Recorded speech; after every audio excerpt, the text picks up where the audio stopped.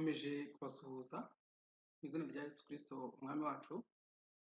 Dukomeje n'ikiganiro igice cya kabiri, ikiganiro kivuga ijambo ry'Imana. Mu by'ukuri igice cya mbere ntabwo twagize dusoma amasomo menshi agaragaza ko ah, ijambo ry'Imana ari Kristo, ijambo ry'Imana atari Bibiliya nk'inyuguti cyangwa se nk'igitabo. Ah, Muri iki gice cya kabiri rero tugiye kurebera hamwe noneho Bibiliya yo ibivugaho iki. Bibiliya ibivugaho iki? Ko abantu bayita ijambo ry'Imana, Bibiliya yo iri mu iki cyangwa se yo ibivugaho iki? Kuko Yesu arawugeze kubaza abigishwa, arababaza ati abantu bavuga ko ndi nde? Abantu bati bamwe bakwita Yohana, abandi bati bakwita Eliya, abandi bakwita Mose, abantu beza gusa. Ntabwo bigeze bamwitiranya n'abantu babi. Ariko Yesu ntabwo ari umuntu mwiza, arenze kuba mwiza. Ko kumwumva nk'umuntu mwiza gusa ntabwo byaguhindura. Kumva Yesu Kristo nk'umuntu mwiza, nkaba Eliya, nkaba Enoki, bari abantu bose bakoze ibitangaza, bakoraga ibintu bikomeye ku isi, ntabwo byaguhindura. Uzasanga hari abantu bajya hariya bakavuga bati Yesu yaba umwana w'Imana, yaba Imana, yaba intumwa, yaba icya mbere ni uko tumwizera. Ariko uwo ni umutego ukomeye. Yesu yabajije abigishwa bati mwebwe se, mwebweho munyita nde? Mwebwe mugira ngo ndinde? Bose baraceceka, kandi barabanaga pe, uko ari 12 bose baraceceka. Ariko uwitwa Petero arahishurirwa, agira ihishurirwa. Ijuru rimuhishurira ko Yesu ari Kristo. Aravuga ati uri Kristo w'Imana. Yesu ahita amubwira ati ntabwo ari umubiri n'amaraso biguhishuriye, ahubwo ni Imana. Rero abantu batigeze bahishurirwa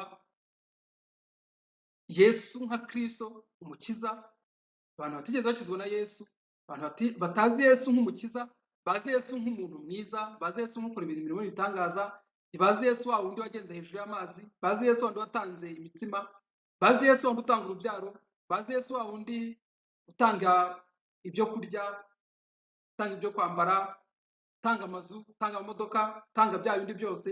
Biriya na Satani arabitanga. Biriya na Mose yashoboraga kubitanga. Biriya na Eliya yashoboraga kubitanga.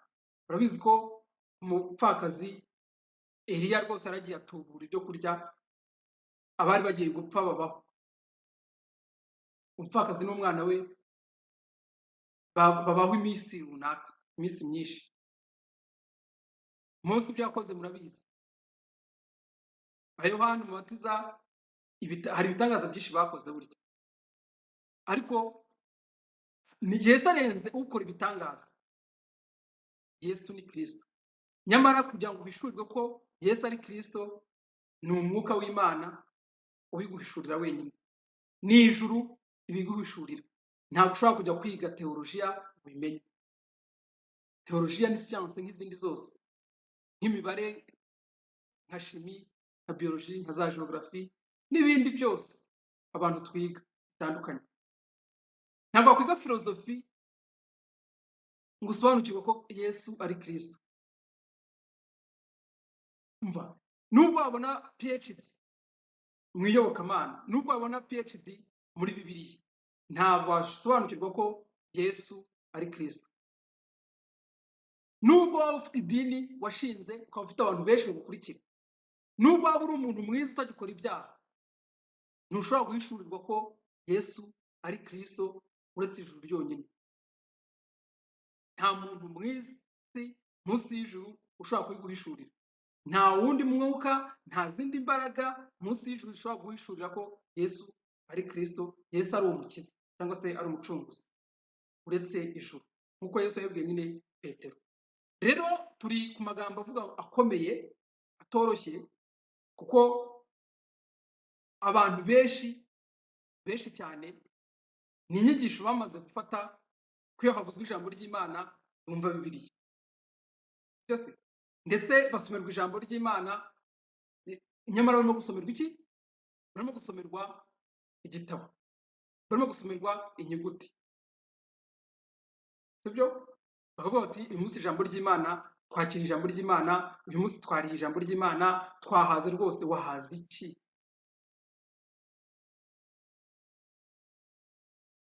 Wahaze iki?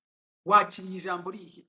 Wakiriye ijambo nka Bibiliya inyuguti, nyamara ntabwo. Niyo mpamvu utaha n'ubundi ugakomeza ugakora ibyaha.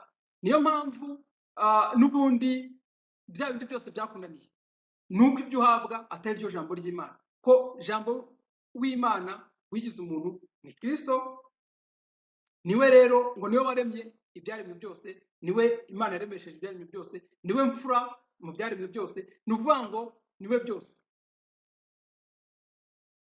niwe Bibiliya ivuga, ntabwo Bibiliya ubwayo nk'igitabo, kuko Bibiliya irimo ibindi byinshi.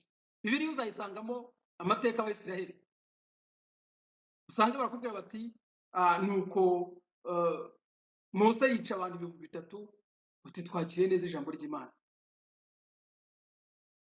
Bakubwira bati nuko Dawidi aragenda yica abantu inzovu, abagore bararirimba, uti twakiriye neza ijambo ry'Imana. Ariko wibuke ko ni Dawidi wishe abantu, ntabwo ari Imana. Imana ntabwo ari umwicanyi. Ayo ni amateka y'Abisiraheli barimo kukubwira. Ni intambara Abisiraheli bagiyemo nk'uko natwe Abanyarwanda dufite izo twarwanye. Ndavuga Abanyarwanda.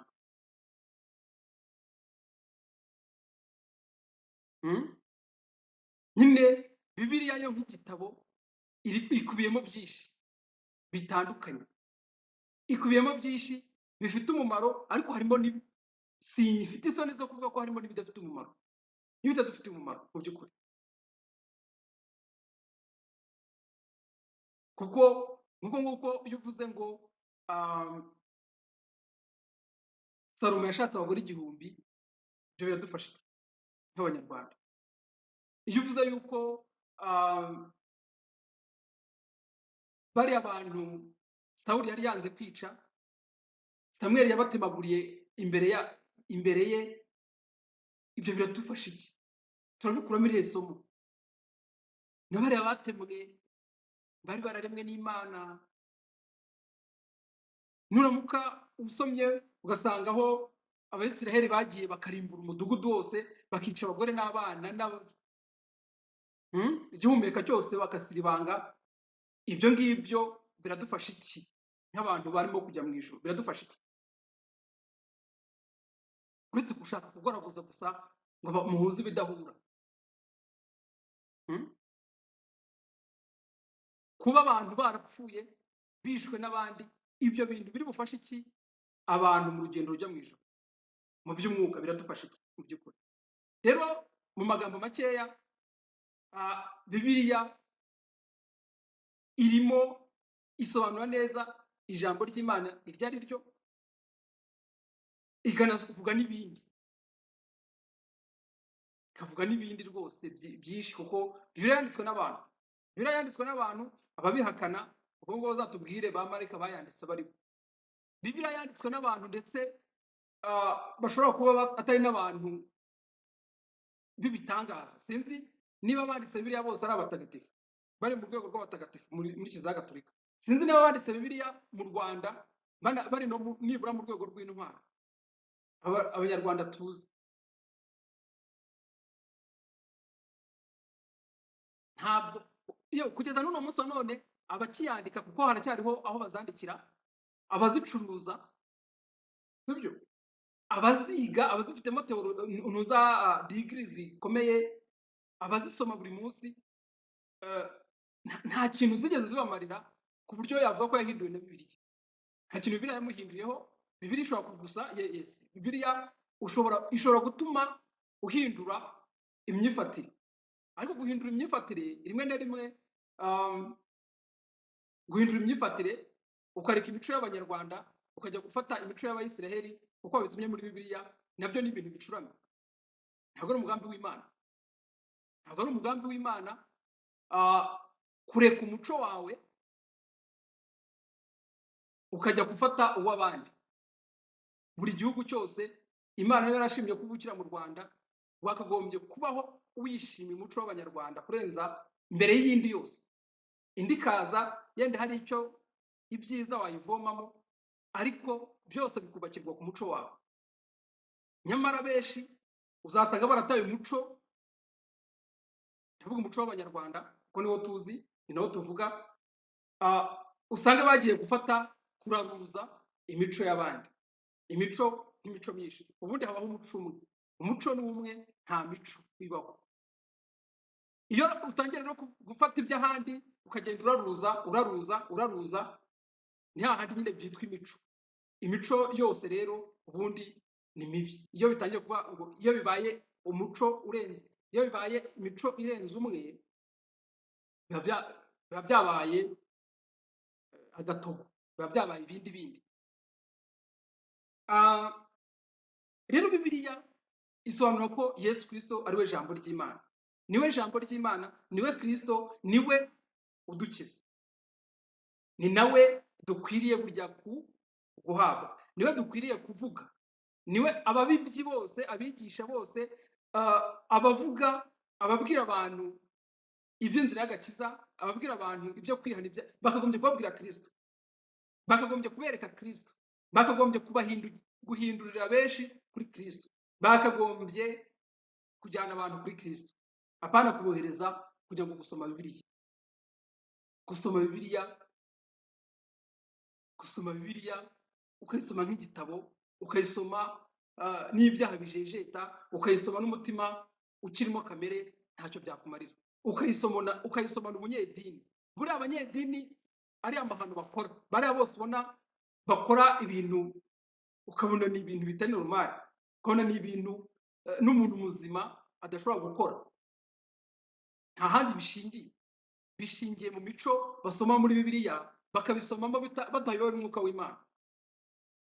Ugasanga ntabwo umuntu afite isoni, ntabwo afite ubwoba zo gukora ibintu bibi mu muco wacu, bitewe n'uko yagize ate, yabisomye muri Bibiliya. Muri Bibiliya harimo ibintu byinshi cyane by'imico y'ahandi, iyo ugerageje kubizana mu muco wacu usanga ari umwanda. Nyamara dusome mu rwandiko rwa mbere rwanditswe na Yohana nk'uko babivuga. Yego, simpamya ko Yohana warwanditse. Haravuga ngo jambo ahinduka umuntu. Sibyo? Jambo wahindutse umuntu.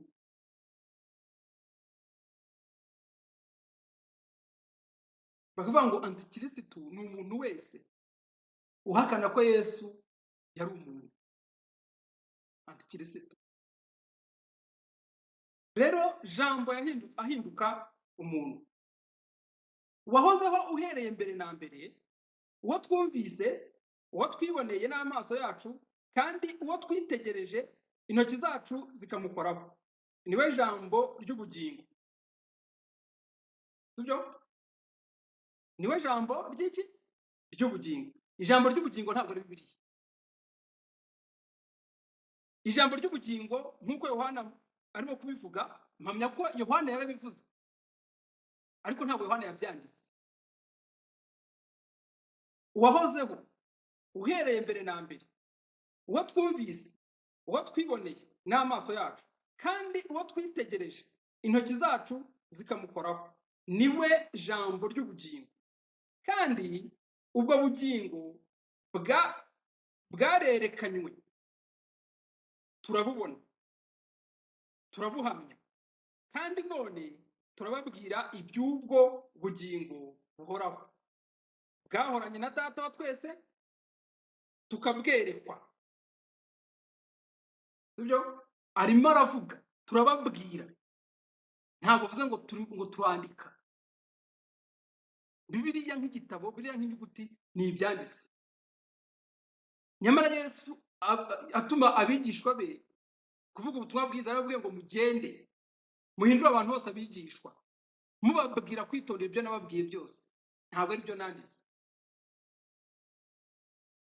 sibyo? ntabwo ari byo ntabwo ari byo yanditse. Abantu barangije rero nyine mu bushakashatsi bwabo baragenda barandika. Mu kwandika, abazi kwandika, mu kwandika buri muntu wese iyo agiye kwandika agira uburyo yoriyantamo ibintu bye, agira uburyo yoriyantamo ibintu bye. Niyo mpamvu dufite za bibiliya zitandukanye, ariko peu importe, ntacyo bitwaye, ntacyo bitwaye. Icya mbere ni uko dusobanukirwa ko jambo ry'Imana cyangwa ijambo ry'Imana ari Kristo, ibindi byose ari ibihimbano. Byose biriya byo kugenda ukagura bibiliya ku nkuru nziza ugasanga abazicuruza ntibajya banazisoma, icyo bareba ni amafaranga. Yayiranguye 5 arakuramo 6 arungukaho 1000 agiye guhaha ibirayi by'abana. Ntabwo mbyanze pe, ariko kuriya gucuruza bibiliya ni nk'uko undi wese, ni nk'aho undi urimo gucuruza indagara, ni nk'aho undi urimo gucuruza rwose. Ntabwo ijambo ry'Imana ricuruzwa, ijambo ry'Imana ntabwo ricuruzwa. Yewe ntabwo ari umugambi w'Imana yuko ibintu byose bishyirwa muri bibiliya. Ubwo hari abagiye kuvuga bati iyo bidashyirwa muri bibiliya uri kuzabimenya ute? Ntabwo twamenye ukuri. Yesu aravuze ngo muzamenye ukuri, ukuri kwa batu. Ntabwo tumenye ukuri kubera ko twasomye. Abasoma cyane ntabwo aribo bamenya ukuri, oya oya rwose. Abasoma cyane ntabwo aribo bamenya ukuri. Umuntu wakiriye umwuka w'Imana, umuntu wakiriye Kristo mu bugingo bwe amenya ukuri. Yaba avuye mu rupfu agiye mu bugingo, yaba azi gusoma yaba atabizi, yaba afite idini yaba atarifite, yaba ari umuzungu yaba ari umwirabura. Ntabwo twari dukeneye abamisiyoneri kugira ngo baze kutwigisha ijambo ry'Imana. Icyo batuzaniye ni bibiliya, ntabwo batuzaniye Yesu, kuko Yesu ntabwo Imana ibera hose icyarimwe, sibyo se? Imana ibera hose icyarimwe. Kandi Yesu yaravuze ngo asubiza Filipo, niba nibuka neza, yaravuze ngo Filipo, umbonye ababonye data. Imana rero ibera hose icyarimwe, Kristo abera hose icyarimwe. Ntabwo twari dukeneye abazungu baza kudukoloniza batuzaniye Yesu. Yesu batuzaniye nturiya wo mu madini. Abazungu batuzaniye bibiliya, batuzanira amadini, n'uyu munsi wa none abakiri muri uwo murongo nibo bakomeza gushinga amadini. Ariko ikibazo akemura ku isi ni ikihe? Uyu munsi wa none uvugishije ukuri, amadini amaze iki mu isi? Amadini amaze iki mu buzima bw'umuntu? Ko uri gusanga ahubwo iyo amadini ataza kubaho, isi ibitekanye. Ndabihamya, isi ibitekanye kurusha uko itekanye uyu munsi, ndetse inshuro 1000.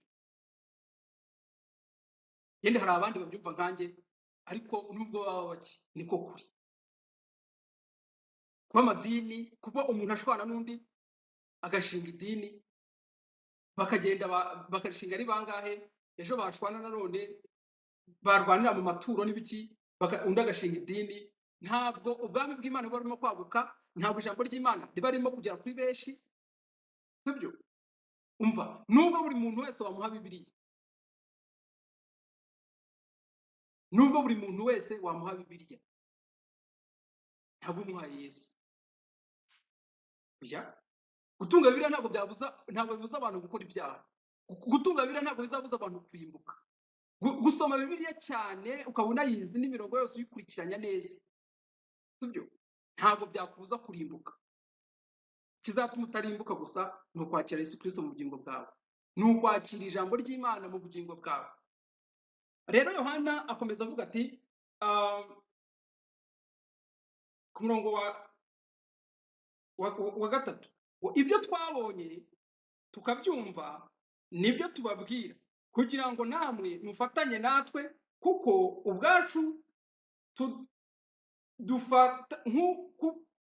ubwacu dufatanije na data wa twese n'umwana we Yesu Kristo. Ibyo nibyo tubandikiye kugira ngo umunezero wanyu ube mwinshi. Hejuru avuze ngo ndababwira, ariko uwandika ati ibyo ngibyo nibyo tubandikiye. sibyo? Eh, ibyo byo tubandikiye ababyize barabizi neza ko hari ukuri kwinshi kutajya kuvuga. Barabizi neza yuko um, batigeze bagira Bibiliya bwa mbere yandikwa, uburyo yari yanditswe yari yihurutuye, nta bice nta biki, bukeye bashyiramo ibice, bukeye bashyiramo imirongo, nyine hari ukuntu, hari ibyo bagenda bakuramo, hari ibyo bagenda bongeramo, hari ukuntu bagenda hasohoka update za verisiyo zigezweho bijyanye n'ururimi rugezweho, bijyanye n'iki, hari ibitakara, sibyo se? Kuko kera nibuka ko twari twiga patiri, hari isengesho ryitwaga patiri, sinibuka uko bavuga. Ariko uyu munsi wa none abazungu nyine kuko babanjije mu bihugu bivuga igiswahili, baje bavuga igiswahili baranabyandika, usanga abasogokuru barize Imana gutyo, barize Bibiliya gutyo, irimo patiri, irimo roho mutagatifu. Ariko ugasanga abapantekote cyangwa se abarokore uyu munsi wa none barimo baravuga ngo twebwe tuvuga Yesu, mwebwe mukavuga Yesu. Ugasanga ntuza amagambo gusa, kuba bamwe bavuga Yesu abandi bakavuga Yesu ari ikibazo, bamwe bavuga mutagatifu abandi bakavuga uwera, bikaba ari ikibazo. Twebwe tuvuga umwuka wera, ntabwo tuvuga roho mutagatifu. Uramutse ugiye mu barokore babandi bavuga mu ndimi ukakoresha ijambo roho mutagatifu, bahita bagutokesha mu izina rya Yesu. Kwa kurya kumva nyine barimo baratokesha imyuka idahuye n'iyabo. Ariko nibyo koko, ubundi imyuka idahuje charge cyangwa se idahuje sinye, iyo ihuye bibyara umuriro. Nibyo byandi mubona rero mu madini, iyo imyuka y'amadini atandukanye iyo ihuye bibyara intambara. Nizo ntambara zihoraho mu madini. Kadusoma amasomo hamwe n'amwe avuga ijambo ry'Imana, atwereka yuko koko nk'igihamya kigaragaza ko ijambo ry'Imana atari Bibiliya ahubwo ijambo ry'Imana ari Kristo. Hariya nyine muri Yohana tubonye ko yahozeho kuva kera kose, akaza kwihindura umuntu tukamubona, ndetse ba Yohana nyine bamubonye bakavuga bati twaramubonye, twamukozeho, twaraganiriye. Yesu asobanura umugani w'umubibyi, yabasobanuriye ko umubibyi ari umubibyi n'ubiba ijambo ry'Imana, ndetse yamwise Imana. Muri Mariko igice cya 4 umurongo wa 10, Mariko igice cya 4, Mariko igice cya 4 igice cya 4 hari uko yabisobanuye, asobanura umubibyi uwo ari we, kuko ari umubibyi, ari ubiba ijambo ry'Imana. Mu gice cya 4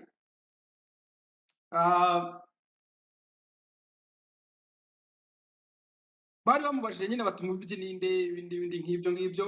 Hanyuma 13 arababaza ati mbese ko mutazi iby'uwo mugani, naho indi migani yose muzayimenya mute? Niba mutazi iby'uwo mugani, iyindi migani muzayimenya mute? Niko yabajije intumwa ze bamubajije nyine iby'umubibyi. Hano hari ababibyi babiri muri uyu mugani, mubyibuke. Hari ubiba ijambo ry'Imana, ariko hari n'uza akabiba urukungu, ari rwo binyoma, ari naho hashamikiyeho ibinyoma byose byo mu madini. Buri dini ryose nyine riraza rikabiba, ariko burya si bo. Abenshi ntabwo babikora babizi, abenshi ntabwo babikora babigambiriye, hari undi ubikora, kuko ababibyi ni babiri nyine. 14 arababwira ati umubibyi n'ubiba ijambo ry'Imana, zo mu nzira aho iryo jambo ribibwa, abo nibo bamara kumva uwo mwanya satani akaza agakuramo iryo jambo ryabibwe muri bo. Okay, ikigaragara ijambo ribibwa ni Kristo, niwe tumaze kubona nyine mu rwa mbere rwa Yohana bavuga ngo jambo yihindura umuntu. Rero Imana niyo yigisha abantu, Imana niyo ibiba itera imbuto itabora mu muntu ari we Yesu Kristo. Nyine iyo mbuto itabora ni Yesu Kristo, ni nayo ituma nyine tuzuka tukava mu rupfu tukajya mu bugingo. Iyo ufite iyo mbuto muri we, uwabibwemo iyo mbuto muri we, wayitewemo n'Imana, wayibibwemo n'Imana, atari ya magambo abantu bakubibyemo, atari ya magambo ya Bibiliya abantu birirwa bakududa. Ni ukuvuga ngo uwabibwemo iyo mbuto akabibwamo n'Imana, akayakira, akaba ubutaka buzima, akiyoroshya, akemera gupfa. Ni ukuvuga ngo uwo nguwo niwe nyine uhinduranwa muzima na Yesu Kristo. Ibyakozwe n'intumwa 12:24 naho twari twahabonye, haravuga ngo ariko ijambo ry'Imana riragwira riramamara. Ijambo ry'Imana tumaze kubona ko ari Yesu Kristo. Bari buvuge bati mu rwa mbere rwa Yohana bavuze ijambo, noneho ijambo rero ubwo bari buze amagambo, ijambo rivuga kuri Yesu Kristo niryo ryitwa ijambo ry'Imana. Yesu Kristo niwe ijambo w'Imana, sibyo? Petero nyine hari yavuze ngo uri Kristo w'Imana. Ibyakozwe n'intumwa 8:4 nuko abatatanye bajya hose bamamaza ijambo ry'Imana, kandi nyuma y'akarengane, nyuma y'uko idini ryari ritangiye kwica intumwa, bamaze kwica Stefano, intumwa nyine zatataniye hirya no hino, n'ubundi zigenda zivuga cyangwa se zamamaza ijambo ry'Imana. Ntabwo zagiye zamamaza Bibiliya kuko ntayabagaho. Abize teolojiya cyane bazaze banyomoze bavuge niba baragendaga bigisha Bibiliya, kuko Bibiliya icyo gihe ntabwo yabagaho. Yewe nta nubwo bigishaga ari amagambo ya Mose n'amategeko ya Mose, byari byo mu isezerano rya kera abayuda bari bafite, bari baranditse ku mizingo myinshi, kuko ntabwo byari ubutumwa bwiza, ntabwo byari ubutumwa bwiza. Baravuze bati mu nama yabereye i Yerusalemu, abayuda barimo gushaka ko bazaza ngo bigisha, bakavuga Yesu ariko bakanongeraho amategeko ya Mose, bakongeraho amategeko y'imihango, bakongeraho bya bindi byose biba mu idini, za rutine ziba mu idini zitarangira. Hari igisubizo Petero yabahaye, ndetse na Yakobo aza yungamo murye mu byakozwe n'intumwa igice cya 15 mu nama yabereye i Yerusalemu.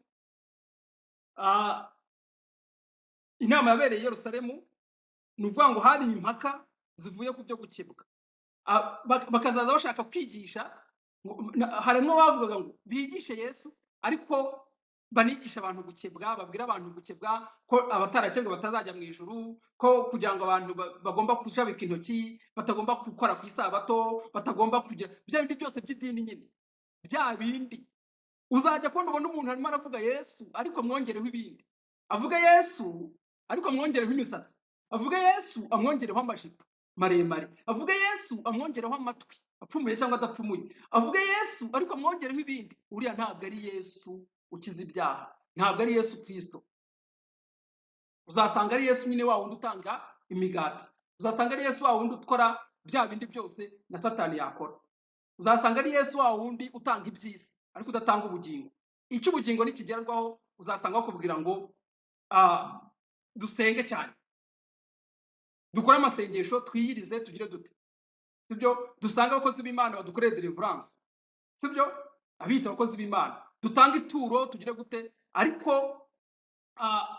uwo ngo Yesu bavuga bakamwongeraho ibindi bintu, bakamwongeraho isabato, bakamwongeraho amategeko, bakamwongeraho ibyo kurya, bakamwongeraho ibyo kunywa, bakamwongeraho ibiki, bakamuvanga n'ibindi bintu. Uwo ntabwo ari Yesu Kristo, ntabwo ari Yesu Kristo, ntabwo ari Yesu ukiza ibyaha mu magambo makeya. Niyo mpamvu bakomeza bakabikora, niyo mpamvu badashobora kubura na rimwe, udashobora kubona iteraniro ryabo na rimwe ritarimo abanyabyaha, ritarimo abantu bihana, bafite ibyo bihana. ntabwo Yesu yigeze abwira abigishwa be kujya kumuzanira abanyabyaha. Hoya. Mm-mm. Hoya. Yarababwiye ngo nimugende muhindure abantu bose abigishwa. Sibyo? Mubahindura abigishwa. Guhindura abantu bigishwa rero bivuze ngo ni uguhinduka nk'uko abigishwa ba Yesu bari barahindutse. Sibyo? Yego. Ni ukubategura nk'uko Yohana yateguye abantu, ategurira inzira ya Yesu, ategurira Yesu wari ugiye kuza. Sibyo? Ariko bariya bandi bavuga ko bakiriye Yesu bari mu nzira ijya mu ijuru bagikora ibyaha, buriya ni uburiganya bwa Satani. Nta muntu uri mu nzira ya Yesu ukora ibyaha. Nta muntu wamaze kwakira Yesu Kristo ugikora ibyaha. Uwavuze yaravuze ngo iyo nzira izitwa iyo kwera.